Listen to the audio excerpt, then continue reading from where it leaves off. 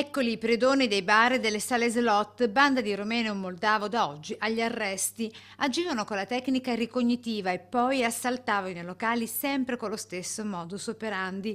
Oggi sorpresi nel sonno all'alba nel blitz dei carabinieri con oltre 60 uomini impegnati in seguito all'indagine condotta dal procuratore aggiunto Stefano Ancillotto. La banda da maggio 2016 aveva messo a segno 25 colpi in locali del Veneziano e del Padovano e ripetuti con cadenza settimanale. Oltre 130.000 euro di guadagno al netto, cioè di soldi in contanti, e voi considerate però il danno subito, l'enorme danno subito dai proprietari degli esercizi commerciali, che si vedevano costretti anche a dover poi anche riparare tutto ciò che veniva devastato.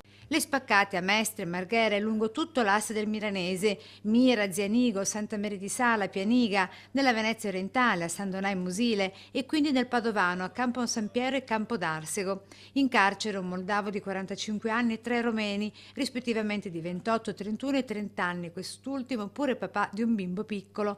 Tutti con casa Mestre, di cui uno in centro storico, tranne il quinto, che invece abitava a Borgoricco, un trentenne finora incensurato. Tutti avevano anche reinvestito i loro proventi nei paesi d'origine. L'appello dei carabinieri a denunciare ogni tipo di reato predatorio e non soltanto.